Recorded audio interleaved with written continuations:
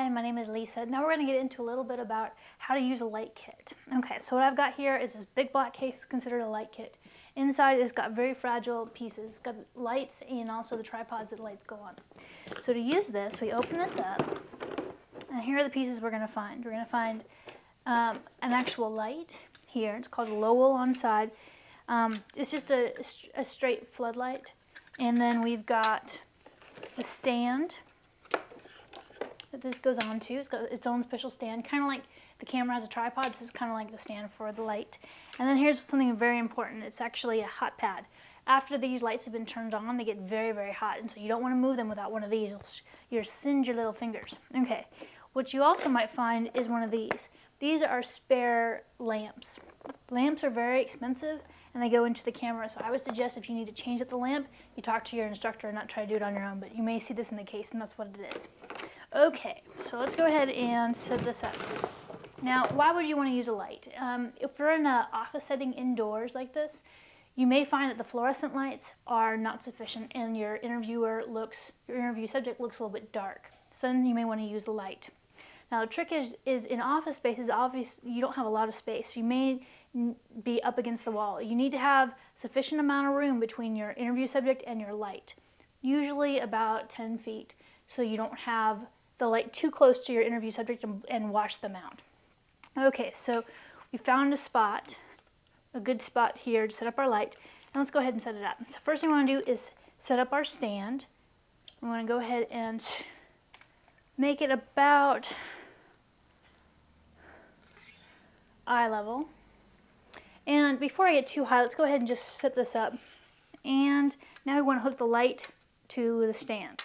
So first thing we've got to do is unscrew this part right here, and it flips out. There's actually like a little bit of a attachment here, and this goes right on here. So you hook this up here, unscrew this, and then tighten it back down. Now, here are your two options.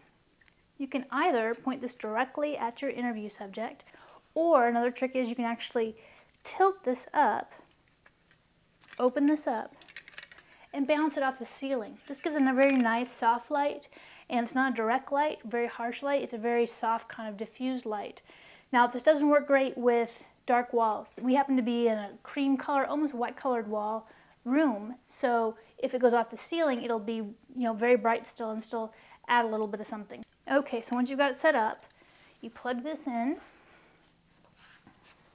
and then you turn it on. There's a little red switch right here, right underneath. The last thing to mention about lights are that after you've used it, you have to let them cool. So you go ahead and turn them off, and then you just leave them alone while you're packing down all the rest of your gear, while you're taking down your camera and labeling your tapes and all that kind of stuff. You want to let this cool for a good 45 minutes. If you don't let it cool and you try to touch it, you'll burn yourself. Even if you can get it into the case without completely frying your fingers, there's a foam at the bottom of the case, and it will melt that foam if it's too hot. Before you touch it with your normal hands, use the little hot pad that's in your case to go ahead and make any touching of this top part. This will become hot, and all of the metal to the very top will become hot. This back here, it'll get a little toasty, but you can go ahead and touch it. One thing you might also want to do, if you've had this very, very high, let's say you went ahead and made this 8 feet tall. You don't want to leave this up while you're unpacking other things. What will happen is people will tend to forget it's there and knock it over, and that can become very dangerous. So what you want to do is turn it off and then bring it down so it's a little bit more sturdy, even to about here. And what that will do is it has a lower center of gravity and it'll be less likely to tip over. And then you let it rest for about 20 minutes and you pack it back up into the case.